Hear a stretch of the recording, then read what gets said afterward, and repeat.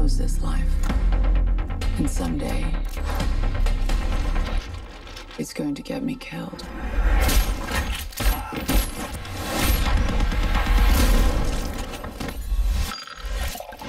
But not today. What's up, YouTube? Jordan here. I'm back from my honeymoon. As a gift, I received the world's smallest microphone.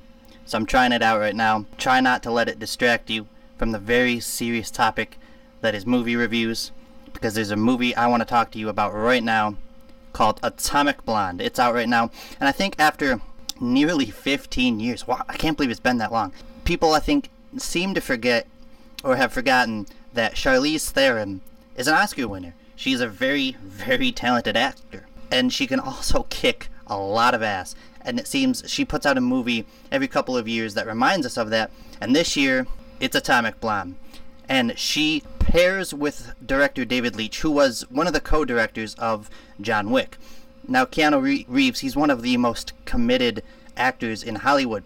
And he spends hours learning how to fire guns, how to hold them, working on his choreography.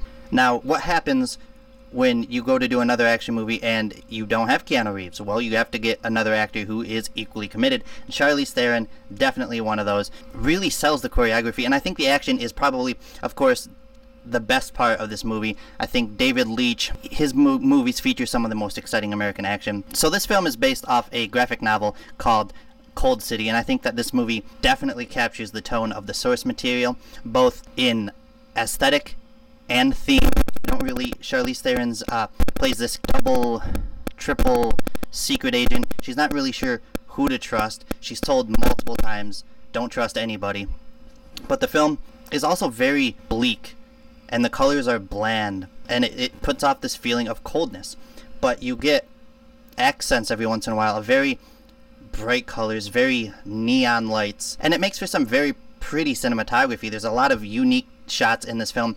One in particular fight sequence takes place against the backdrop of it's like electronic rain coming down, and you see Charlize Theron and this really huge ripped monster of a man fighting. It's almost just their silhouettes against the backdrop of electronic rain. It's very pretty, and it leaves a lot of images burned in my head. Charlize Theron is not the only terrific actor in this film. Of course, she plays mostly off James McAvoy, who is having a hell of a year. If you didn't see Split by M. Night Shyamalan back in January, go do yourself a favor, check that out. He's terrific in that film. I would say if it wasn't so early in the film, if that film wasn't so early in the year, definitely Oscar consideration at least. And he's just as good here. He plays a secret agent established in Berlin. She comes into Berlin. This is during 1989, right before the fall of the Berlin Wall and communism. And she's not really sure about this guy. He's very kind of charismatic, but she doesn't think that he is as dumb as he is letting on.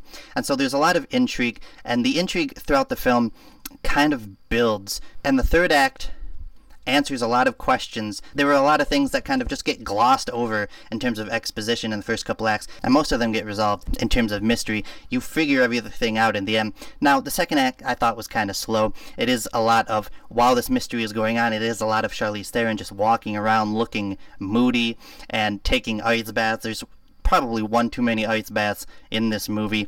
But then later in the second act, this staircase fight happens. I don't know why everybody suddenly wants to fight in a staircase. I don't care why. Keep doing it, because they're awesome. This one is just as awesome. And from there, that's about later in the second act. From there, it revs up, builds momentum again towards the end, where it answers all your questions. I thought this film was so much fun. Great performances, great cinematography, and that soundtrack. Definitely give a shout out to that soundtrack. A lot of 80s music. Great stuff. I give Atomic Blonde an A-.